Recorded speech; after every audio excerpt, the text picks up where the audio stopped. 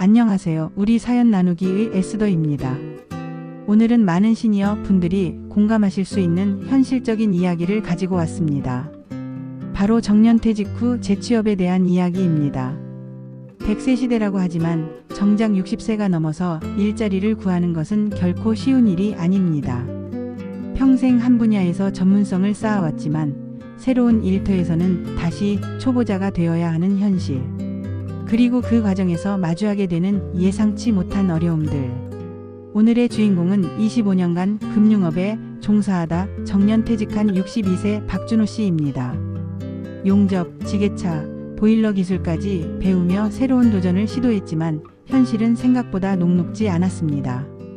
그리고 마침내 얻은 아파트 경비직마저 3개월 만에 그만둬야 했던 이유는 무엇이었을까요?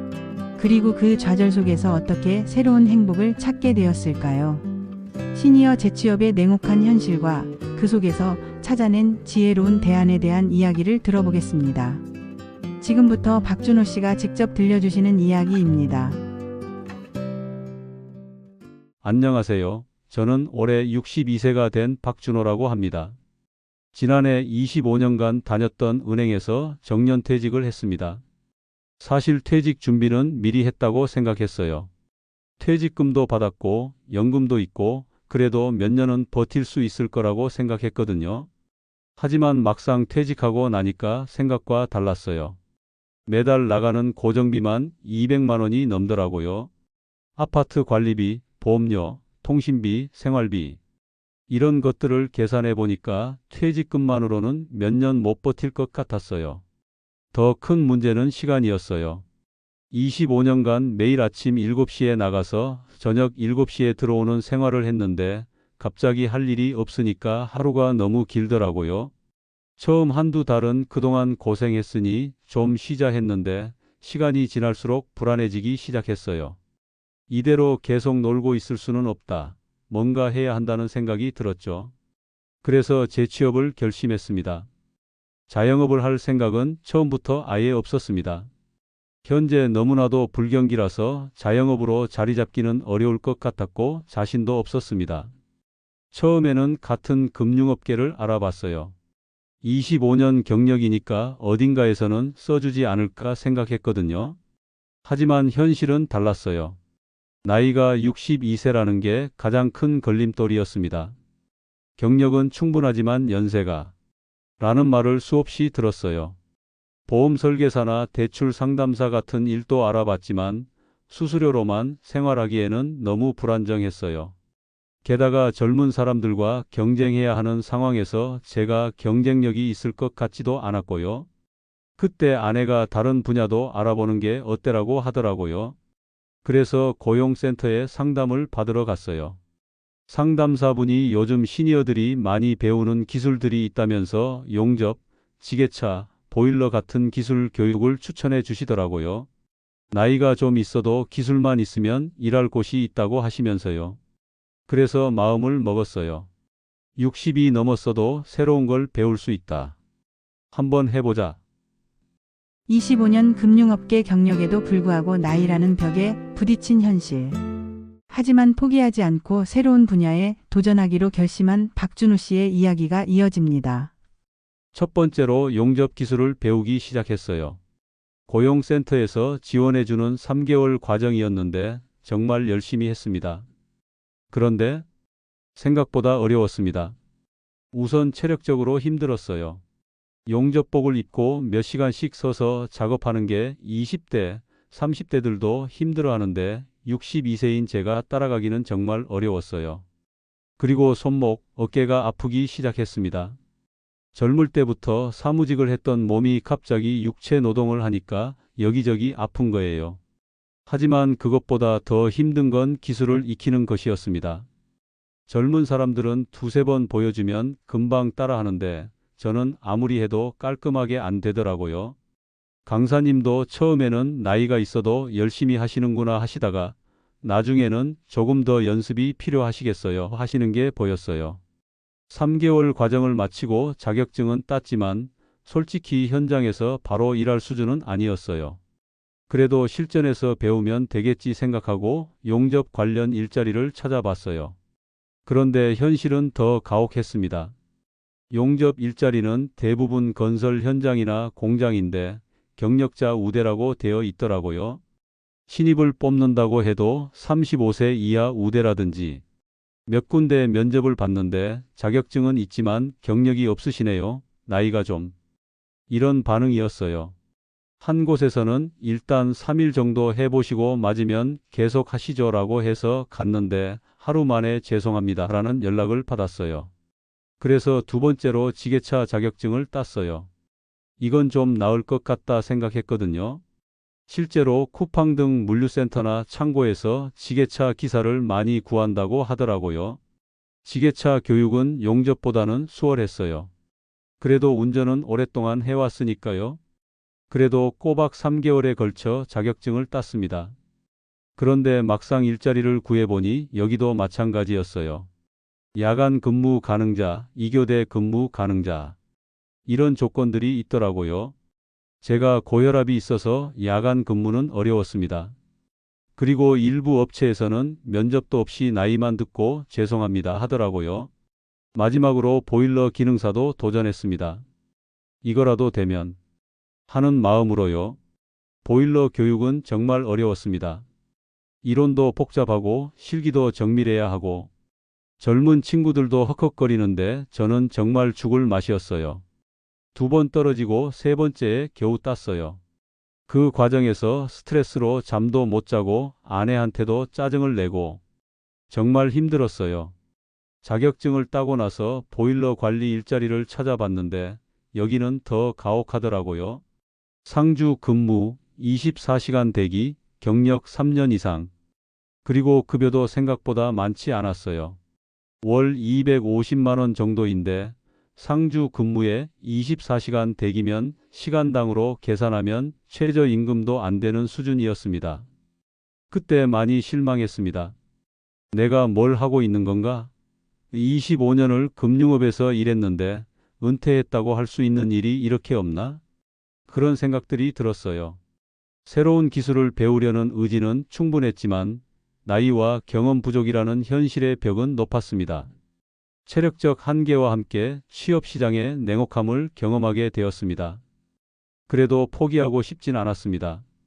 25년 직장 생활을 하던 습관 때문이었던지 아무것도 하지 않고 집에 있게 되면 가슴이 울렁이고 불안하고 초조하고 그랬습니다. 그래서 구직에 필사적으로 매달렸습니다. 그러다가 지인의 소개로 아파트 경비 일자리를 구하게 되었어요. 경비직이 쉽지 않고 마음고생 많다고 하지만 그래도 일단 한번 해보자 하는 생각으로 시작했습니다. 급여도 나쁘지 않았어요. 월 240만 원의 주간 근무였거든요. 야간이나 2교대보다는 훨씬 나은 조건이었죠. 처음 며칠은 괜찮았어요. 경비실에 앉아서 방문자 확인하고 택배 받아주고 CCTV 확인하고 어려운 일은 아니었거든요. 그런데 일주일 정도 지나면서 이상한 점들을 느끼기 시작했습니다. 주민분들의 말투였습니다. 대부분의 주민들은 괜찮으셨는데 일부 분들은 정말 경비에게 말을 함부로 하시더군요. 야, 경비, 이봐, 거기 이런 식으로 부르시는 거예요. 저보다 어린 분들도 반말하는 사람이 있고 어떤 분은 제가 인사를 드려도 쳐다보지도 않으시고 어떤 분은 경비가 왜 이렇게 멍청하냐고 혼잣말하시면서 지나가시고 한 번은 주민 할머니께서 우리 집 앞에 전단지가 붙어 있는데 왜 치우지 않았냐고 화를 내시는 거예요. 그래서 지금 가서 치워드리겠다고 했더니 지금이 아니라 왜 미리 안 치웠냐고 하시더라고요. 그때 정말 당혹스러웠습니다. 이렇게 혼자서 아파트 전체를 24시간 다 볼 수는 없어서요 라고 말하고 싶었는데 참았습니다. 하지만 그분이 돈 받고 일하면 제대로 해야지 이런 식으로 일할 거면 그만두라고 하시는 걸 듣고 그때 그만두고 싶었습니다. 또 하루는 주민 할머니 어르신이 제 경비실로 오셔서 여기 선풍기 켜지 말라고 하시는 거예요.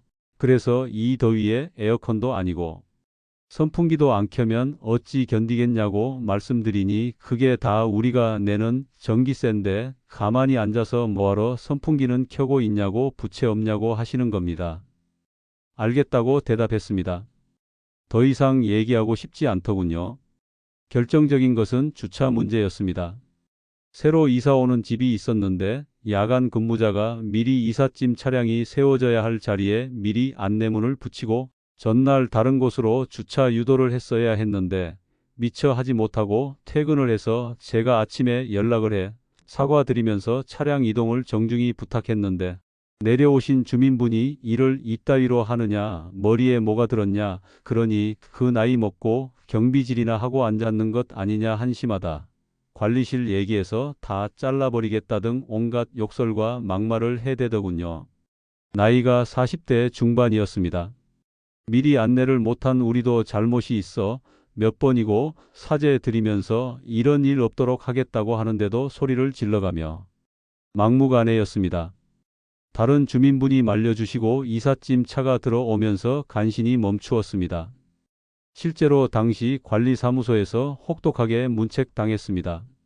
아무리 미리 안내 못한 야간 근무자와 미리 확인 못한 제 잘못이 있다 해도 경비직도 엄연히 직업으로서 서비스를 제공하고 그에 상응한 대가를 받는 것이지 업무에 잘못이 있었다고 인간 이하의 무시와 모멸을 당해서는 안 되는 것이었습니다. 이외에도 정신적으로 무척 힘들었습니다. 저를 더욱 절망스럽게 만든 것은 그런 잘못된 주민을 주변 주민분들은 그냥 방관하고 계시고 관리실은 당연한 일상이라는 듯 개선하려고 하지도 않고 오히려 당연한 듯 받아들이며 일을 하는 모습이었습니다. 전혀 개선과 희망이 보이지 않았습니다. 그날 밤에 집에 와서 아내한테 말했어요. 경비직은 더 이상 못하겠다. 돈보다 일이 하고 싶고 활동을 하고 싶어 택했는데 이건 사람 취급받기 힘든 일이니 더하다가는 내가 마음의 병이 생길 것 같다. 아내도 그동안 고생 많았다. 그만둬도 된다고 하더라고요. 그래서 3개월 만에 경비직을 그만뒀습니다. 비교적 안정적이라고 생각했던 아파트 경비직마저도 주민들의 갑질과 무시로 인해 지속하기 어려웠던 현실. 시니어 일자리에 또 다른 어려움이 드러나는 대목입니다. 경비직을 그만두고 나서 한 달 정도 정말 우울했습니다. 내가 뭘 잘못했나? 남들 다 하는 일 내가 나약한가 하는 생각들이 계속 들었어요. 25년간 금융업계에서 일하면서 그래도 사람들에게 인정받으며 살았는데 갑자기 이런 취급을 받으니까 자존심도 상하고 자신감도 떨어지더군요. 그리고 현실적으로도 막막했어요. 용접, 지게차, 보일러 자격증까지 땄지만 쓸모가 없고 경비직도 못하겠다면 대체 뭘 해야 하나? 한동안 집에만 있으면서 인터넷만 하고 있었어요. 구인구직 사이트를 매일 들어가서 60세 이상도 지원 가능한 일자리를 찾아봤지만 경비 청소에는 마땅한 시니어 일자리는 없었습니다. 있어도 조건이 너무 열악하거나 아니면 제가 할 수 없는 일들이거나 그러던 어느 날 아내가 이런 말을 하더라고요.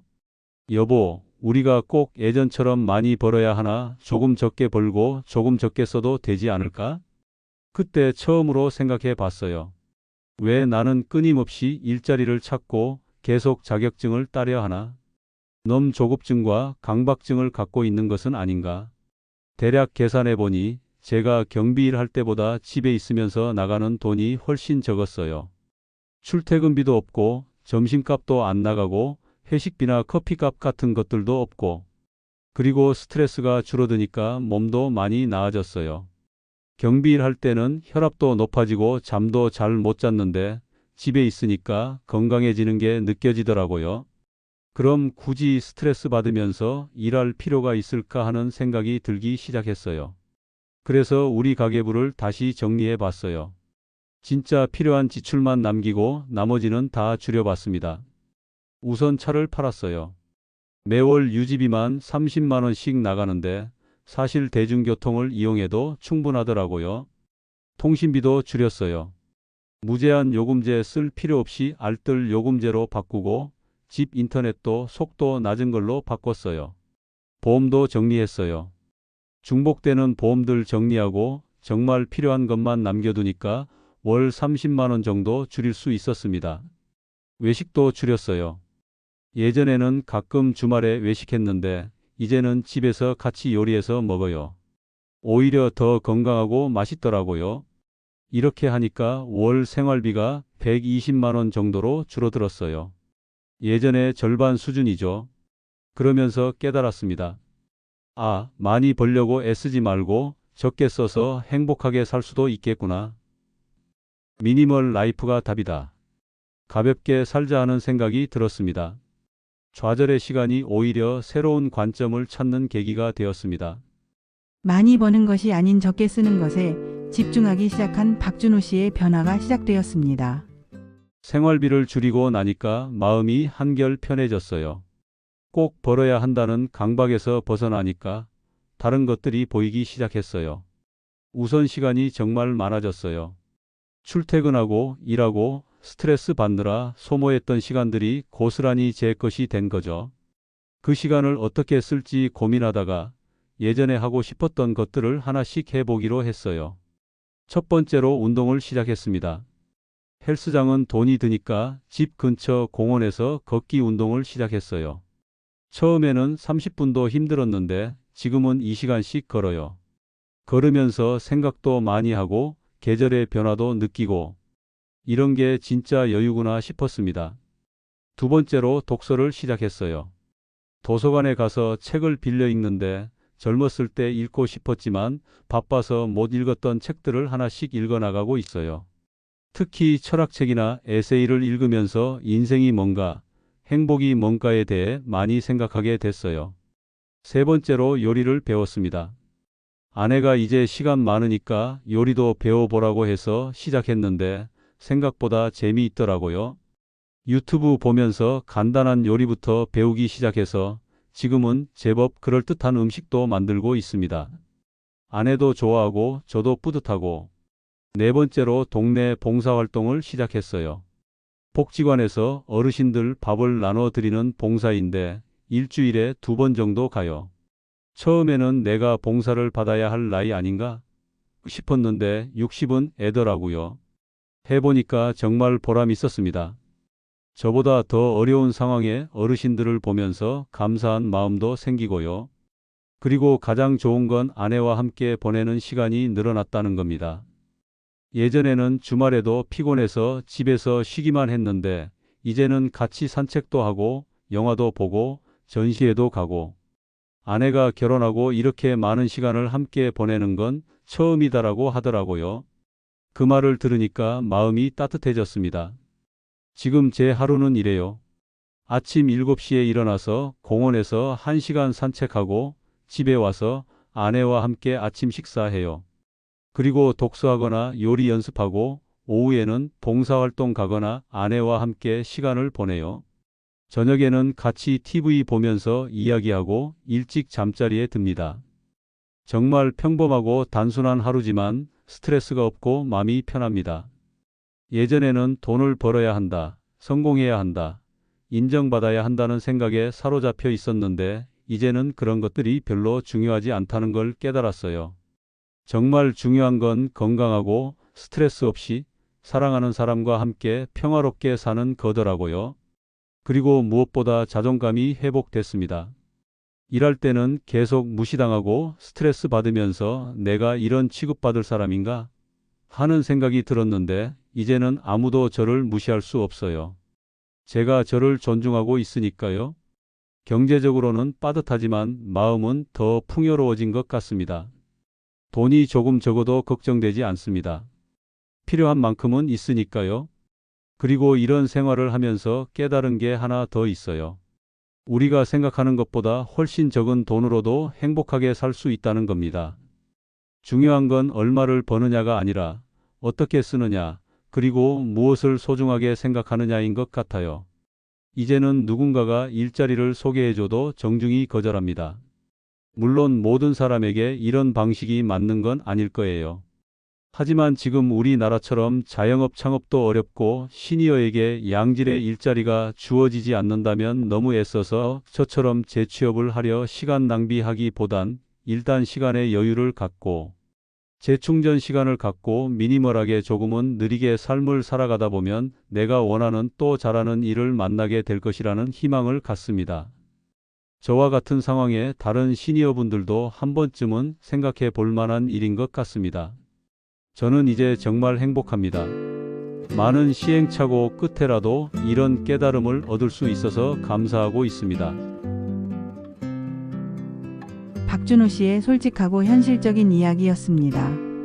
시니어 재취업의 현실은 정말 녹록지 않습니다. 아무리 새로운 기술을 배우고 자격증을 따도 나이라는 벽 앞에서 좌절을 경험하게 됩니다. 그리고 겨우 얻은 일자리에서도 예상치 못한 어려움들을 마주하게 되죠.